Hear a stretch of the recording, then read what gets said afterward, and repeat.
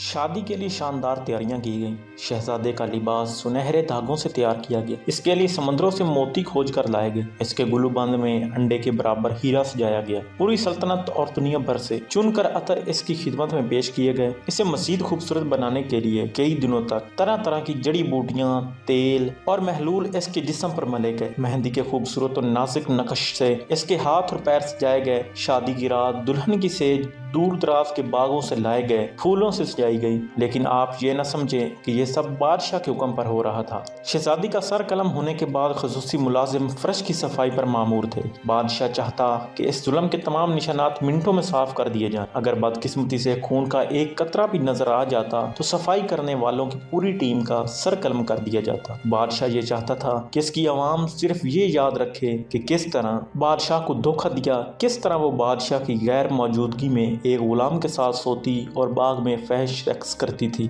इसने अपने पागलपन को एक एहसास का तासुर देने की कोशिश की। वो चाहता था लोग ये समझें कि रोजाना एक कमाई लड़की से शादी करके और दूसरी सुबह उसे कत्ल करवा कर वो इन सब को एक बहुत बड़ी बुराई से बचा रहा है। वो ना सिर्फ ये चाहता था कि इस जुल्म के तमाम निशानात मिट जाएं, बल्कि इसने ये भी यकीन बना दिया कि हर बाहर की दुनिया को महल के अंदर होने वाले कार्रवाइयों की भनक भी न पड़े। किस तरह दुल्हनों को आरामगाह से बाहर घसीट कर निकाला जाता है, किस तरह वो अपनी जिंदगी बख्शने के लिए गिड़गिड़ाती हैं, किस तरह ज़िबा हो जाने के बाद इनके जिस्म जिंदगी की तरफ लौटने के लिए देर तक फड़फड़ाते रहते हैं, किस तरह इनके पास की जमीन और बाज़ औक़ात बादशाह का लिबास भी खून से सुर्ख हो जाता है। नहीं, वो नहीं चाहता था ये सब बाहर के लोगों को पता चले। चुनाचे इस भयानक खेल में मुलव्वस पूरे अमले के कानों में इसने पिघला हुआ शीशा डलवा दिया ताकि वो इन मजलूम दुल्हनों की फरियाद और रोना पीटना ना सुन सकें। अगर ऐसा हो भी जाता तो वो ये सब किसी को नहीं बता सकते थे, क्योंकि उनकी ज़बानें काट दी गई। ये सब सुनने के बाद आप यकीनन ये सोच रहे होंगे कि दुल्हन के लिए ये सारी तैयारियां शहजादी के बाप ने की होंगी। आखिर वो वजीर आज़म था।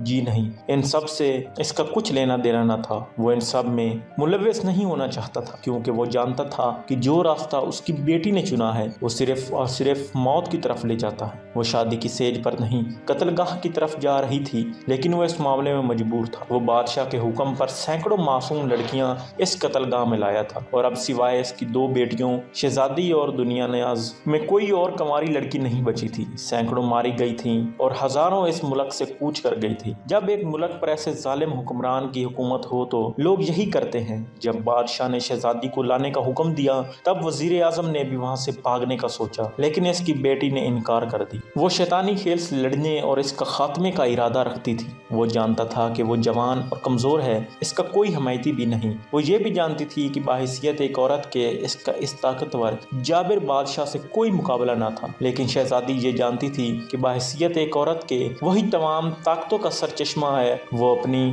कमजोरियों से वाकिफ थी, लेकिन यहाँ लाई और कत्ल की जाने वाली दूसरी लड़कियों के बरकस वो ये भी जानती थी कि इन्हें किस तरह ताकत में बदला जा सकता है। बादशाह भी जानता था कि शहजादी जिद्दी और जुर्रतमंद है। इसके जासूस ने बताया था कि वजीर आजम अपनी बेटियों को बचाने के लिए मुल्क से भाग रहा था, मगर शहजादी ने इसे रोक दिया है। चुनाचे बादशाह ने शहजादी को जेर करने के लिए एक दो चालें तैयार कर ली। हुजरा और उसी में दाखिल होते ही बादशाह ने जलते हुए लोहान की तरफ इशारा करके पूछा, ये सब क्या है? किस बात की खुशबू आलीजा? शहजादी ने जवाब दिया, मुझे खून की बू ज्यादा पसंद है। बादशाह ने कमरे का जायजा लेते हुए कहा, यहाँ इतने फूल क्यों सजाए गए हैं? ये चाहत के फूल हैं आलीजा। शहजादी बोली। ये सुनकर बादशाह बागीचे की खिड़की तरफ गया और इसे खोलकर खड़ा हो गया। वहाँ एक खुशगवार शख्स तेज रोशनी में खड़ा तलवार तेज कर रहा था। ये देख रही हो तुम? बादशाह ने पूछा। आज की रात मोहब्बत ने मुझे अंधा कर दिया है आलीजा। शहजादी ने कहा, कल सुबह मैं दूसरी बातों पर तवज्जो दूंगी, अब कोई कल नहीं आएगा। बादशाह ने कहा, सूरज बादलों के पीछे भी चमकता है,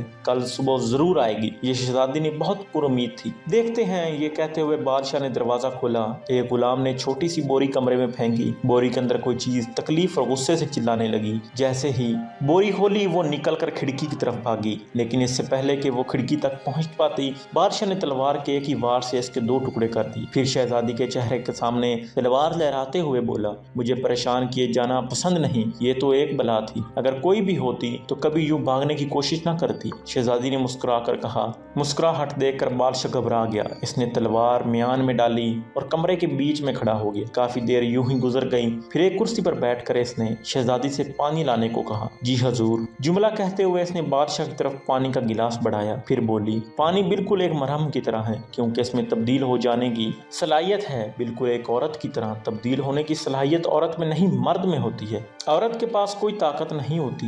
بادشاہ بگڑ گیا۔ اگر آپ کے خیال میں پانی بے بس ہے تو پھر عورت بھی بے بس ہوتی ہوگی۔ شہزادی پھر مسکرائی۔ اس کا سر قلم کرنے سے پہلے میں دو کام ضرور کروں گا۔ ایک تو اس سے قبول کرواؤں گا کہ عورت کمزور ہوتی ہے، دوسرا اس کی یہ مسکراہٹ اس کے چہرے سے مٹا دوں گا۔ بادشاہ نے دل میں تہیہ کر دیا۔ وہ بہار کی ایک شام تھی۔ پارک مختلف آوازوں سے گونج رہا تھا۔ انسانوں اور جانور دونوں کے بچے ہنس رہے تھے، کتے بھونک رہے تھے۔ جوان ماؤں نے اپنے بچوں کو پکارا اور انہیں تمیز سے رہنے کو کہا۔ بچے کہاں سنتے ہیں؟ جو تم نے کہا وہ ثابت کرو، ورنہ علی جاں مجھے تو ویسے بھی مر جانا ہے، میرے ساتھ اس سے برا اور کیا ہو سکتا ہے؟ شہزادی نے مسکراتے ہوئے جواب دیا۔ بادشاہ کو بھی احساس ہو گیا کہ اس کے پاس لڑکی کو ڈرانے کے لیے کوئی اور حربہ نہیں، چنانچہ وہ کمرے سے باہر چلا گیا اور تھوڑی دیر بعد شب خوانی کے لباس میں واپس آیا۔ لیکن وہ اپنی تلوار ساتھ لانا نہیں بھولا تھا۔ ثابت کرو کہ عورت مرد سے زیادہ سمجھدار ہوتی ہے، ورنہ اس نے تلوار کی طرف اشارہ کرتے ہوئے کہا، علی جاں مجھ سے زیادہ بہتر جانتے ہیں کہ موت سے زیادہ بری چیز اور کچھ نہیں۔ میرے پاس اپنا نقطہ ثابت کرنے کے لیے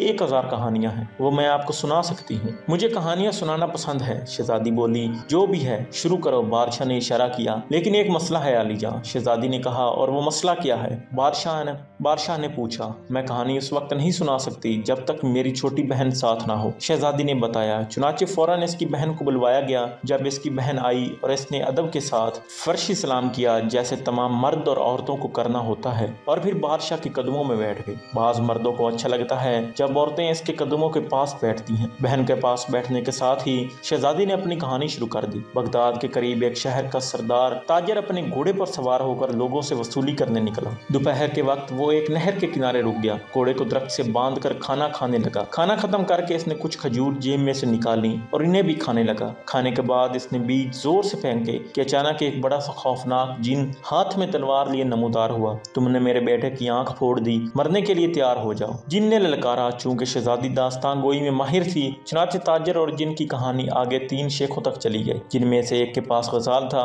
دوسرے کے پاس 2 شکاری کتے اور تیسرے کے پاس ایک کھچر تھا، اور ان سے آگے مچھیریں اور جن کی کہانی تک پاک میں شہزادی کی سردیوں کے لیے گرم شال بنتے بنتے روک گئی۔ عزت کی حفاظت کے لیے میرا مارنا کیوں ضروری ہے؟ بادشاہ نے شہزادی کو ایک دن مزید زندہ رہنے دیا۔ شہزادی جانتی تھی کہ اسے ایک وقت میں ایک ہی قدم اٹھانا ہے، اس لیے اسے فکر نہیں تھی۔ پاک میں اندھیرا آہستہ آہستہ روشنی کو نگل گیا، لیکن شہزادی نے اپنی کہانی جاری رکھی اور اس کی ادھوری شال نے دنیا کو نرمی کے ساتھ اپنی گرم آغوش میں لے لیا۔